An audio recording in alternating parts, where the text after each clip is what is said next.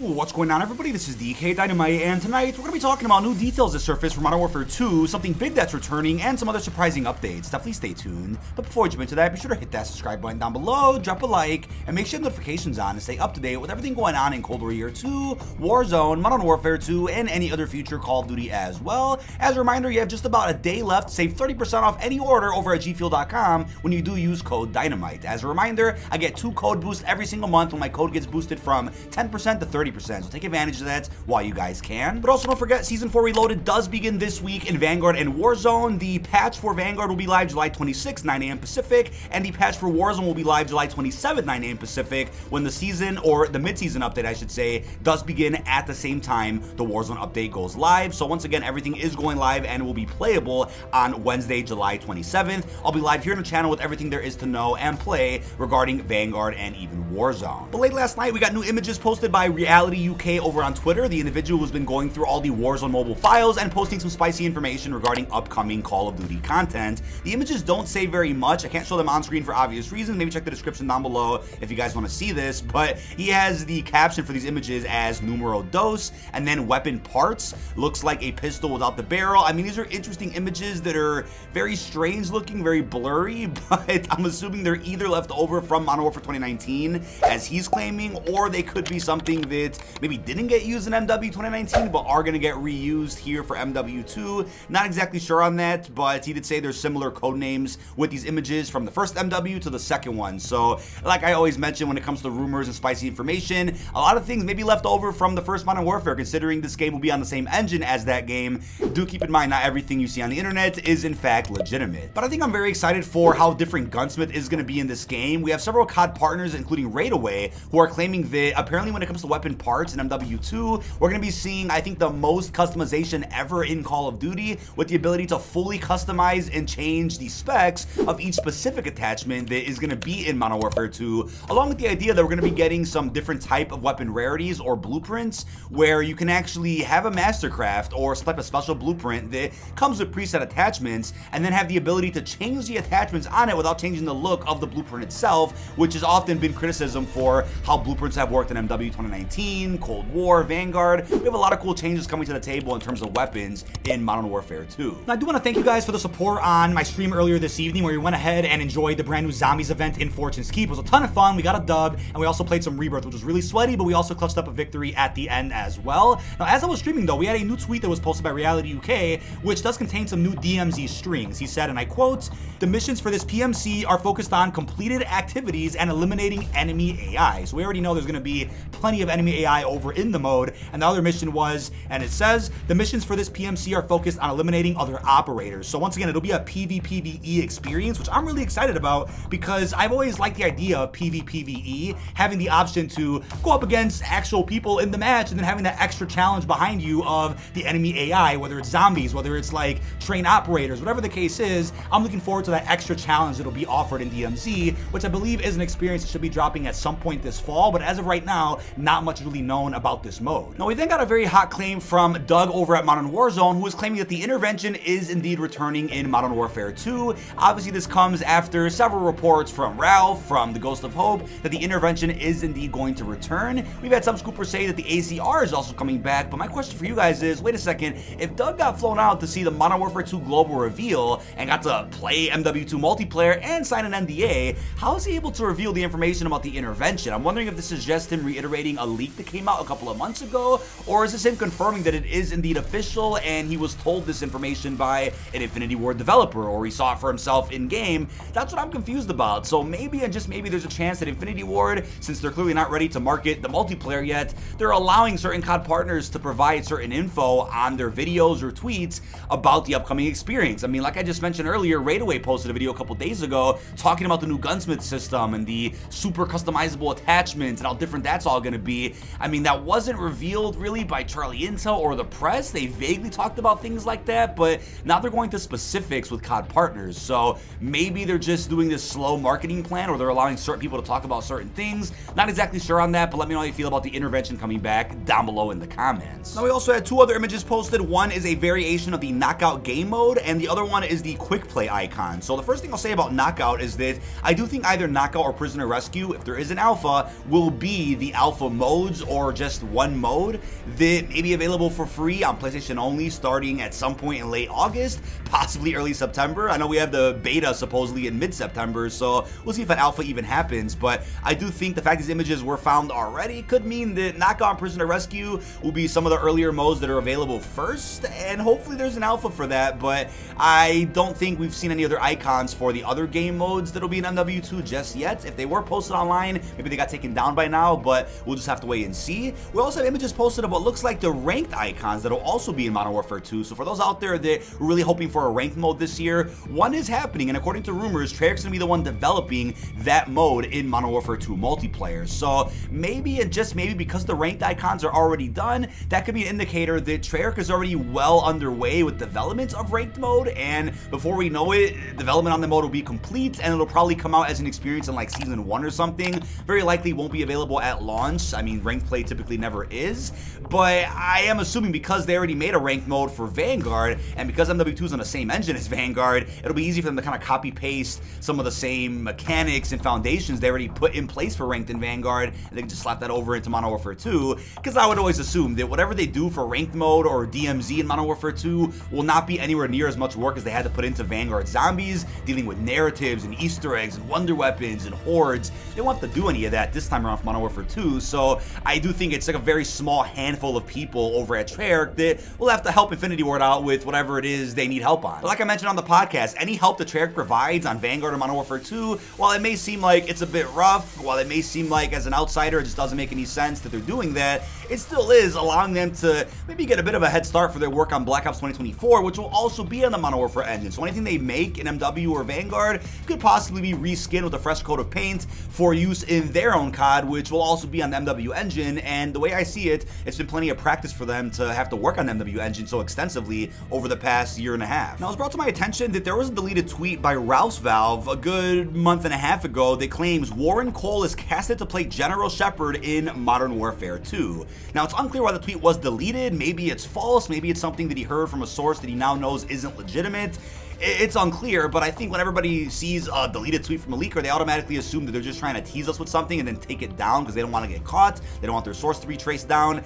Who knows? But what I will say is General Shepard is indeed going to be in MW2. We know the Shadow Company is going to play a pretty large role in the campaign, but it's unclear how different the Shadow Company will be in this game in comparison to the original Modern Warfare 2, where obviously towards the end of the game, they betray us. I wonder if they're going to pull like a curveball and throw that our way and be like, all right, Shadow Company is actually good in this game. Shepard might be bad, but then there's like a civil war within the Shadow Company or something even different where Shepard isn't a bad guy at all throughout MW2. Who knows how they're gonna actually do this campaign, but I don't think it'll be an exact copy-paste of the way the original one worked, and I do hope that Ghost does survive the events of this upcoming story. I'll be very sad if they just kill him off again, since he really wasn't in MW 2019. He was in the post-launch story, but that's really it. I'd like to see him in a full-fledged campaign without getting killed. Now, speaking of Shepard, there's an interesting rumor going around right now, which you guys probably didn't hear about, but we did speculate a bit about over on the podcast the other day, and that is that the bonus operator bundle coming to Vanguard, if you pre-order MW2 through the Vanguard shop, is actually General Shepard. If you guys are like, wait, how does that make any sense? Well, obviously, if you pre-order MW2 right now through the Vanguard shop, you'll get your hands on the Final Judgment pack, which obviously isn't really connected to MW2 at all. The skin doesn't really mean anything. The bundle is fairly weak, doesn't really come with anything special,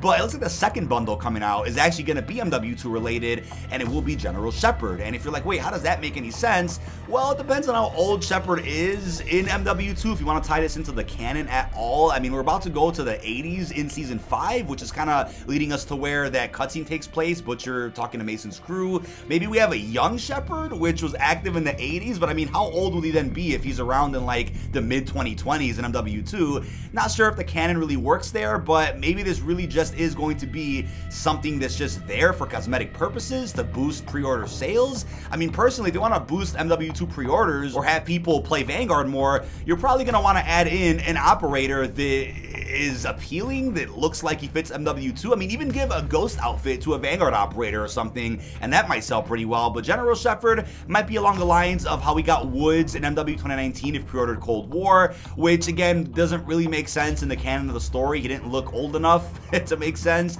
And then we have, who was it? Captain Price, that got added to Cold War for free during Season 3. And instead of making that Captain Price's father, who we know took a big role throughout Operation Charybdis and the Black Ops canon, they just made it regular Captain Price, which again doesn't even make sense. So this Shepherd bonus might just be something that is just there for cosmetic purposes. We have Rouse Valve, who put out a tweet a good maybe week and a half ago saying the next 2 weeks are about to be eventful or something along those lines. It's funny because we're kind of coming up to the day, which is exactly 2 weeks from when that tweet was posted, and nothing has happened. I mean, this past month has been very strange. I mean, thankfully we got some Season 4 Reloaded marketing, we got some teasers and rumors here and there, but in terms of Modern Warfare 2, we've really gotten nothing. And then he changed the tweet to something soon is happening for Modern Warfare 2 multiplayer. So that's why I'm saying, right, you gotta take all this stuff with a grain of salt when it comes to these insiders, these gaming scoopers or leakers, because it seems like often they get things right on the money, like 100% to a T, and oftentimes they get things so completely wrong, like the complete opposite of what actually happens.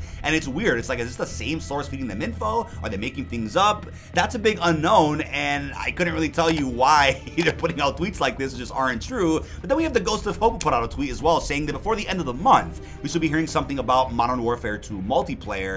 And that one, I believe, kinda, I can maybe see like a tweet or a mention somewhere in the next couple of days, maybe after Season 4 Reloaded comes out, which says, hey guys, watch COD Champs during the first week of August. I will give you a sneak peek of Modern Warfare 2 multiplayer, sit down with devs, and we'll tell you when the full global reveal trailer day is gonna be for the upcoming multiplayer. That's probably likely, but that also gets me thinking, right, August is about to be huge. I have this feeling that because it's been so quiet for the past month, we're about to get into some very hot territory where things are just gonna be happening and are going to be announced back to back to back to back, like with no break in between. It'll be something where one day MW2 marketing starts, and then it'll be continuous videos from COD partners about what they played a couple of months ago. It'll be several articles from the press about what they're able to talk about. It's going to be non-stop marketing once it begins, which I guess is exciting, but it makes you think, right? Are there people in powerful places behind the scenes that are like, all right, there are some really controversial changes about Modern Warfare 2 that we don't want to reveal till the last minute so that we can ensure that the pre-order bonuses stay strong, the hype remains there and active on the internet?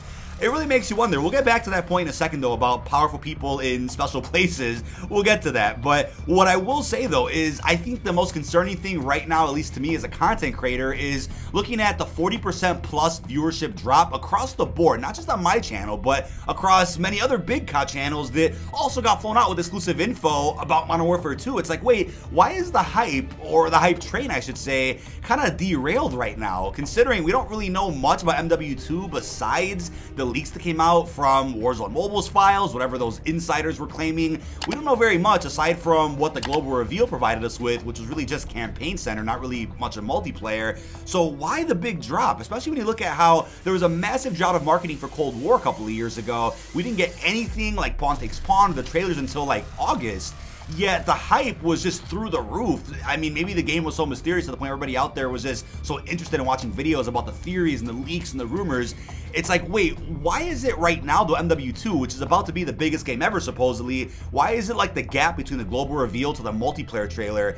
Why is that hurting the popularity or interest right now? And I get it, right? You can't use social media as the only method of saying, okay, something is popular, people are interested in this. But like I've always said, Twitch, for example, isn't really the best social media site to use. I mean, somebody big can go live and inflate the numbers of one game to make it seem like that one game is more popular than everything else. But YouTube, I think, is a better indicator of what's going on. If you look at multiple channels, especially the big ones that cover COD, and they're not doing good talking about MW2 rumors or Vanguard, then you can kind of tell where the community is right now. Maybe it's just a COD cycle where people are just not that interested until the actual trailer drops. Maybe it's that, and I hope it's that. But I do wonder why there really isn't this appetite for MW2 rumors right now. It's like you would think more people are watching videos to kind of get an idea of what's going on with the multiplayer, considering there's no marketing right now, but it looks like nobody really cares at the moment. And I wonder if it's because there's too many leaks coming out from Warzone Mobile to where it's too overwhelming to keep up with, to the point where everybody's like, yeah, we'll wait for the trailer, right? Screw all this other early information information and leaks. It's too much to keep up with.